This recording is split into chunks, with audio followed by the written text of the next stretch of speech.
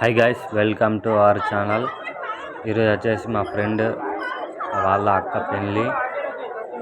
ఇప్పుడు చూడవచ్చు వాళ్ళ బావగారిని సాంప్రదాయ ప్రకారంగా స్టేజ్ పైకి తీసుకువెళ్ళడం జరిగింది.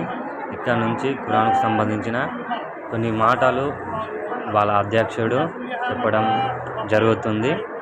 దాని ప్రకారం అందరూ వినడం చూడవచ్చు. ఇక్కడ